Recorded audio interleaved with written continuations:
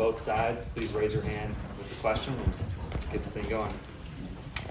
Thanks for coming out, everyone.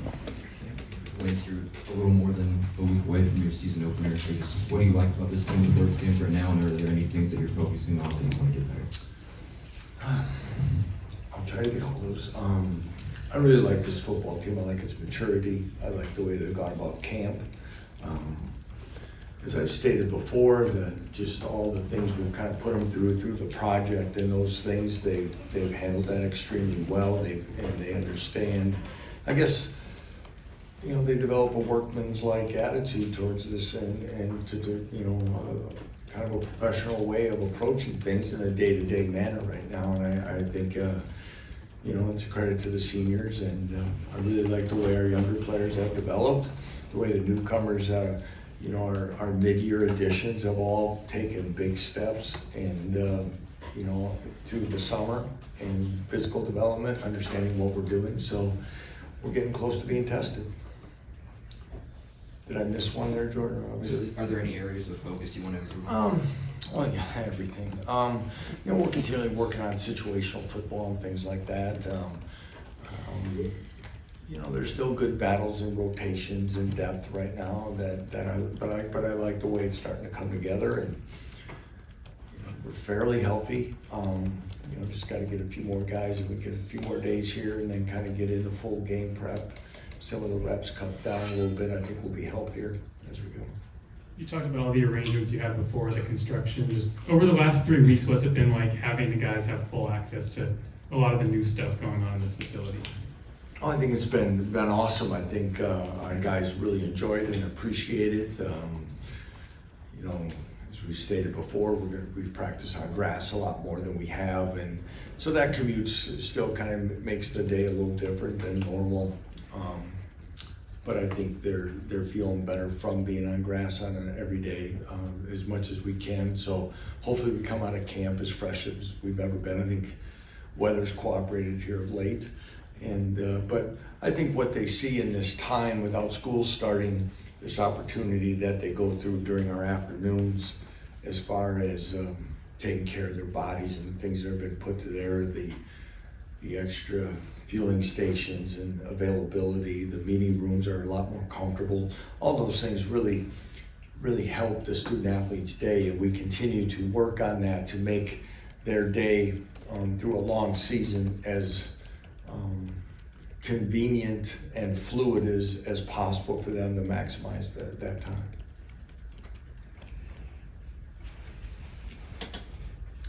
We talked to Coach Gildersleeve last week about Caleb Taylor's process in the program. How much do you feel like he embodies what you want players to be in the program? Yeah, you know, he's one of those. I think Caleb's a good one. I think Tywan Berryhill's kind of been that at times for us. There's those, you know, and it's, as a head coach, it reminds me that I've got to sometimes take a step back and understand that everyone's going to progress slightly differently. And I think Caleb would tell you some of the same things that, yeah, I don't know, maybe if he was fully bought in right away to the way and how I was doing. You know, obviously there's different people telling you stuff, and you know, there was a guy a few years ago, and some of it, of course, is development as well.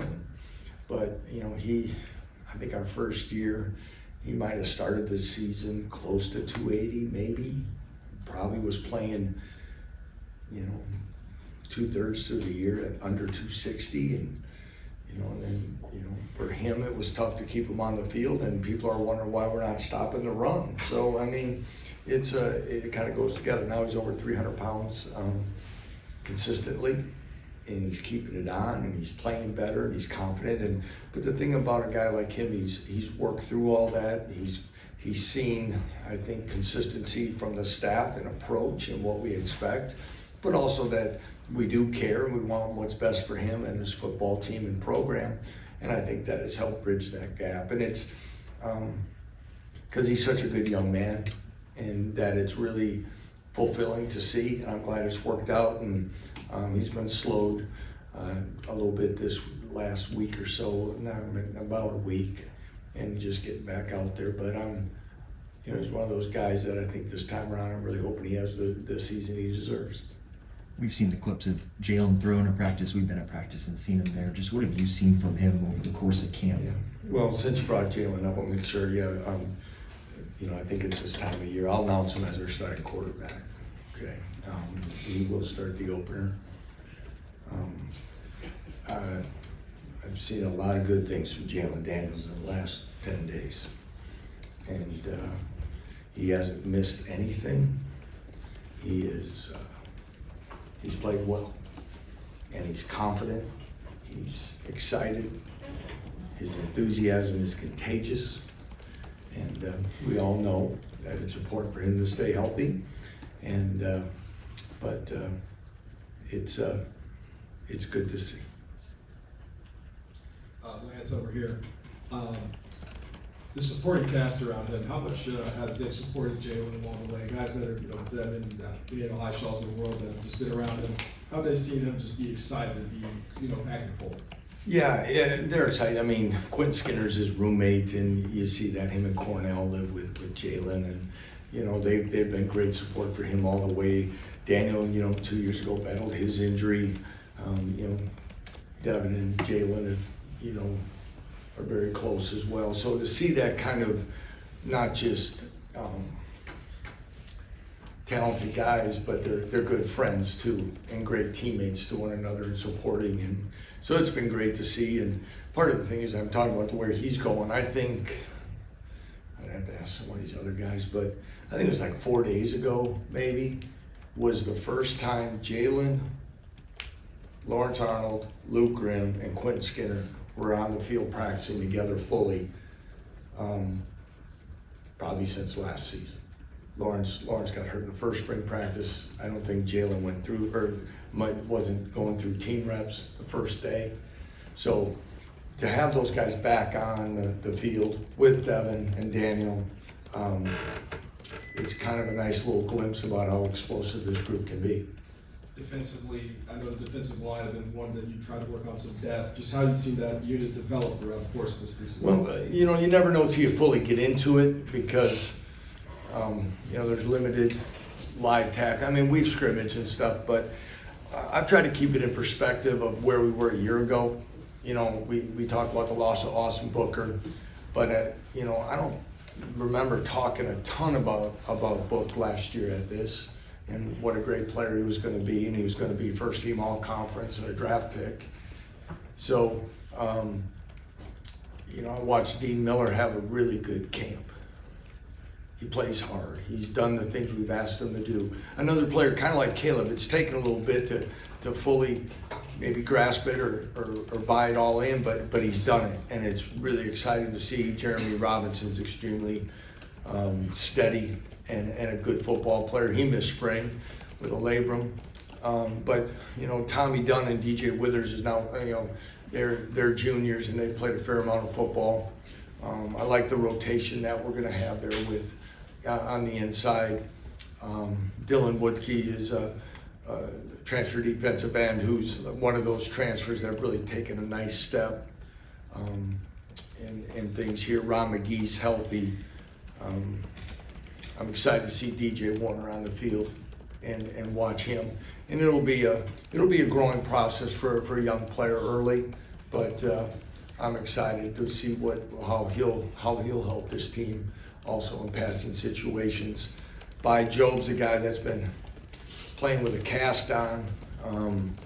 Hopefully he's getting closer to having that removed. Very talented guy as well that plays with a good motor. So I think, by the time, especially when the conference season rolls around, we should have a good idea where that group's going to be. And like I said before, I go back 2 years ago. Lonnie Phelps was a player that we thought could help this football team and played hard, but was an unknown commodity. And unfortunately, we're kind of there again. But I do think I feel better about the pieces and the guys that'll rotate because those are rotational positions for us anyway. And they're not going to be ones that we expect guys to play 75 snaps or more. Lance, what do you see from the linebacker group, and what's the competition look like there? Again, I think I've said this multiple times. I think this group plays downhill a little bit more than some of the guys we had last year. we had a lot of experience, of course, with Rich Miller that made a lot of things right for us, alignment-wise. But another player that's taken what you'd want to be the progressive strides in the program through time, and that's Cornell Wheeler. And he's grown, he's more confident, he's understanding. I've never heard Coach Simpson talk about a worry about, calls and getting things done and getting things right. We've talked about J.B. Brown in here, those of you that come on a regular basis. He's playing fast and he's a physical guy. You can see that he's more comfortable year 2 in our program. I'm excited to see him play. Taiwan Berryhill's a guy that also runs well, physical player. Jason Gilliam probably is the healthiest he's been in 2.5 years. Logan Brantley's a young player who will play a lot on special teams. Again, gives us an outside linebacker with physicality and speed as we continue to try to continue to recruit those type of guys. Probably forgetting somebody in that group, but those are guys that I feel will give us the right depth and contribute a lot on special teams. And as you wrap up fall camp, what's your thoughts on special teams? What have you seen from them? Well, again, I think our return game returns a lot of the same guys, and Trevor Wilson, Luke Grimm, O.J. Burrows, Savion Morrison. Savion will be in the kick return game with Trevor. I've mentioned the punt returners. Damon Graves again. How old's Damon? 25 or something. Sophomore again from Australia. He's made himself a very good holder in the last 6 months or so. But again, he continues to do well, and I really like the way the kicking battle is kind of continued to progress. We got 3 guys going for it, but Tabor Allen's a guy that quietly continues to be more consistent, and he and Charlie Weinrich are probably right now fighting for the kickoff or for the field goal job. Tabor will handle the kickoffs. Owen Gertis is a guy that with a very strong leg and has some game experience as well, is still in the mix. So feel good about that.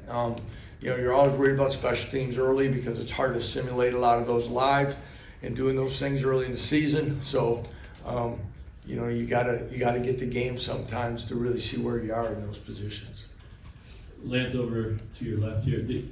You mentioned Booker and Lonnie, and I'm not talking necessarily about that position, but somebody on this team that might fall in that same category who next year at this time you're talking about. We didn't say a whole lot about him at this time last year, but boy, he had a monster year for us. Could you identify someone that? I think I did. I think I did. I think Dean Miller's kind of on that path if he continues to do things. I'm not going to put him as my biggest thing is that a guy returns for his last year of eligibility at that position would be really nice for the Jayhawks. So, we've a guy that we've always felt had a ton of ability, needed to grow in a lot of ways physically, mature some other ways of understanding what it was really going to take. And sometimes guys just want to play on, where they're at the moment, and it's hard at 206 pounds to get past guys that are 320 and physically hold up all the time. And now Dean's consistently in the 230s, and he's played with a really good motor again. And so I'm excited about that. Again, Jeremy's been there as well. I'm not going to put pressure on those 2 freshmen right now. But I also think, like I said earlier, I think Joe is a guy that's going to help us in that area too. So I was talking actually about beyond that position. Oh, yeah. I'm sorry. No, that's okay. I didn't want you to think I wasn't listening. Just another guy. I've been asked that for some reason. I think that seems to be the new question. Like, who's going to be the surprise player? Who's the guy that? It depends which day of the week I answer it. Some of the players, I guess. I was saying like a Marvin Grant or J.B. Brown. Seen others say OJ, and OJ had like 2 interceptions today. One was a pick 6. I don't want to say I take him for granted because OJ's been so steady in his career. Great ball skills. He's always has understood what to do. I think DK McDonald's done a great job with him on smaller details, challenging him in other ways to be a better player, to be more outspoken than OJ's maybe been comfortable. And I see all those things kind of seeing them. And, you know, Coach Gildersleeve does a end of the summer workout, and you know, they have a fun day, but they also do let the seniors have a talk on that day. And you know, we're not around at that time, and it's kind of neat because they probably get to say things that a lot of different ways. But he told me OJ's was one of the best because it was really heartfelt, and he really knew that, you know, barring something weird happening, that it was, you know, it's his last go around, and it's important to him, and he wants to make the most of it. And I really think OJ has taken this fall camp with that type of mindset, and I'm really excited to see him carry that out. Coach, would you offer your thoughts on Devin's place in the rebuild that's happened here? In the last few months? Boy, I don't know if I could ever, you know, hit on all the great things that it's done. From the day he committed to this program prior to our arrival, said a lot for this program, a lot for this university, really. When you see what's really changed in college athletics, and you know, that's not the football coach talking. That's me repeating stuff that the chancellor talks about what a college game day appearance in Lawrence, Kansas does. And it's because of guys of the play of a Devin Neal and Jalen Daniels and many others, and what that's helped do for this community, for our campus, for enrollment, for, you know, and really morale from where this thing was at. So, and the coolest thing about it for a guy like Devin, he's one of the best guys you'll ever be around. And all the success and all the things that could really get to a guy and can change a guy or make him feel entitled or do all the things else that's changed in college athletics, he's pretty much the same dude he was when he walked in, just more mature as he goes through, but he's just humble and appreciative and giving and all of that. So, you know, and we have others. This is a really good group, and you know, we're going to miss them a year from now or whatever, but I'm sure hoping it's the fastest, slowest, most productive season we can ever have. I know you guys did some rotating at guard on the offensive line last year. Did you like that? Do you think you'll do something similar this year? If they're ready. One thing I like about our line, I said this last night at an event, that I think, you know, I don't know if there's a Pooney in there, but you know, I like where we're going to be in the offensive line 6 through 10 by the end of September. And Calvin gets healthier. Talked about Nolan Gorsica. I think Logan Brown's plays, you know, has played his most solid football here. Daryl Simmons and Shane Baumgartner are both a lot more comfortable and in better and look better physically and are moving better than they did when in the spring. So, you know, they're gonna deserve to play too. And you know, Shane and Bryce are fighting it out, and Bryce just got here, and Bryce can play guard as well. And if we can keep guys, if there's not a big drop off, if there's not we don't lose anything in communication that affects you know, the effectiveness of and the production of the offense, why wouldn't we want to play a few more guys there and be a little bit more fresh than maybe we were a year ago in the fourth quarter? And you know, Kobe Baines is an extremely physical guard, but I think, you know, rotating maybe him and Daryl some it's going to make him better in the fourth quarter. And you know, Bryce Cable who's going to be very steady. Michael Ford, those guys are used to playing the whole game. Maybe there's a time to give them a breather in there. And I think Kelvin coming off injury, you know, like I said, he's just getting going. He gets better every day and starts showing what he was about last year when he started the bowl game. I hope by the time we play UNLV again, he's right back to where he was. You mentioned Jalen's going to start, and I think it was last week, said maybe a week away from finding out the starting offensive line. How close are you to figuring out that kind of Yeah, first really five? close, really close. You want to announce any starters? Nah, I don't want to. What will we do in next week's press conference? Lance, I think, after the UNLV game, you talked about the Big 12 championship and how that's a goal, and you guys have had a lot of continuity and maturity of this group. How much easier is that with the group that's coming back? Championship, my goal still is that we're better today than we were yesterday, okay? And then the wins and the other things will start taking care of themselves, because you start talking about, to win a Big 12 championship, that's really a game that's not even on the schedule yet, that you haven't earned it. So that's hard for me. I've always tried to stay away from that. I just want to be better. Do we have the ability now that we've shown we can line up and do those things? Yes. And that's been the challenge but again, through camp, I think our guys, they still go out and play, and that's what we want to do. All these other things that can happen sometimes, I want to stay away from, no offense to everything you're covering and writing and tweeting and whatever else, but we got to go back and play and prove it. Because if not, then we'll be disappointed. And that's a nice thing about having this many seniors, because I do think they understand it, and they do understand that the things that we talked about when we were a 2-10 football team are still the same things we talk about now with the type of team and maybe expectations that could be available if we do what we're supposed to. Coach, I was just wondering if you had any time to have seen the success of the Jayhawks in the preseason this year with beating the Fairchild? Honestly, I haven't. In fact, it was Andy that told me that Mason had 3 catches and that, but I did send a clip to him and I told him congratulations, and I was proud of him, and just had a short text conversation with him.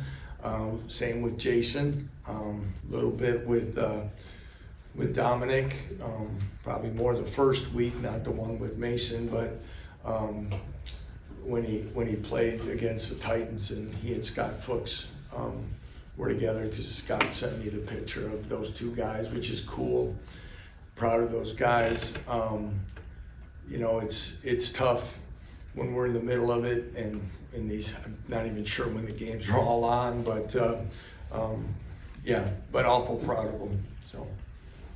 What's been your impression of Jeff Grimes so far, and how the offense has been going?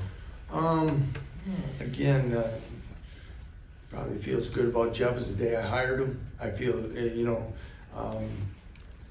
Jeff's been a part of different programs and some of the things, and it's good. I know Jeff went through some adjustments here. It's like, I think I've said before, like learning a foreign language, because he learned all new terminology, things like that. But Jeff, he didn't share it to me right away, but our practice style format is something he'd never really been through before, so it was an adjustment. And now that he's in the groove of it, he really likes it, and I said good, because I'm not changing it. And I really like, but I like, because I think he is starting to see, like I said, with the pieces of the puzzle, so to speak, that he gets to work with. I think he's feeling a lot more comfortable about the abilities of these guys on a day in and day out basis. Like I said, when Jalen's been out there every day to see what he can do, and really the abilities that he has with those experienced receivers. We're seeing a lot more balls thrown before guys are breaking on cuts or turning around. Some better shoulder throws, things like that are exciting to see. So I think he sees it. I think again, I'm excited for us to kind of get this thing going, so we can get that first game and all the other things that we get to do now with coach-player communication, the tablets and all that we're gonna continually kind of work through and even be better. You guys have had such tremendous staff continuity, not just here, but from previous stops. Mm-hmm. I guess, what's the impact of bringing in people who maybe think a different way and have been at different places? It's good. It's extremely, we, especially in the analyst area, we change over, and I expressed this to them. I said, I want your ideas. I want your, hey, have you ever thought of this, or we did it this way, and some other things, and we do get that. But I also want to make sure that we stay true to the things that we felt have gotten us to this point. So it's a good mix, and I think even through some of those hiring practices, I think we found, I guess, philosophy, cultural fits as well right now, and it seems to be, I've been very pleased with this part of camp so far because, staffs continue to get larger, and that staff continuity needs to stay in check because it's hard. It's, these programs keep getting bigger, and you've got to make sure that you stay aligned. And then just real quick, you guys hired Leon Douglas, high school relations, really well-known coach throughout Kansas City. I guess what sort of impact do you think that he can help you guys with in recruiting in that area? Yeah, I think Leon would be a great addition. Leon expressed his desires to be part of our staff last spring and do some things he had to work through, but Leon came to a lot of spring practices, sat in a lot of meetings. I told him I'd do everything I could and to try to that we could find a way in the right role and a meaningful one, to have someone with his experience in the Kansas City area. But it was funny, but even as it started to come about, you start getting text messages when rumors started and all that, but everyone talks about what a great human being he is, and he is, and he's going to add to us in the recruiting, not just locally. I think he'll help us in all ways.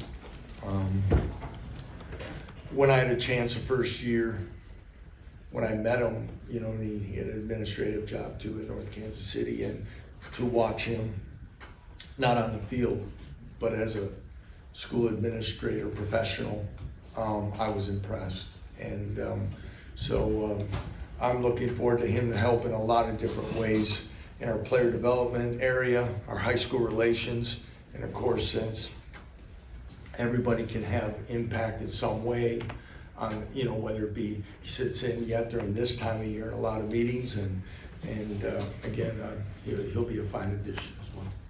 We have time for one more. Go to Harold. Got to end it on the old KCK question when you guys are getting started to play out there. I know you practiced there once, but what did you learn from there? Just getting the surroundings set with the home game that obviously will have about half the attendance that Booth would normally have. And then, do you have any plans of going back there for a walkthrough or anything before the first game? We don't have any plans. The just available dates that they gave us, that was the only one, which we understand.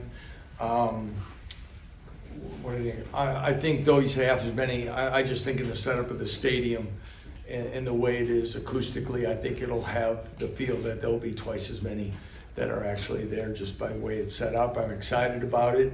I do think in a roundabout way that our bowl game in a baseball stadium and locker room size and maybe walk from where we were to where you get out, all those things I think will help us adjust to this quicker than maybe we would have before if we didn't play in Phoenix last year.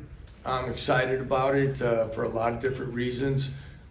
We can't change what's going on here because it's in motion and it's exciting, but I do hope it makes it more convenient for more people to come out and check us out.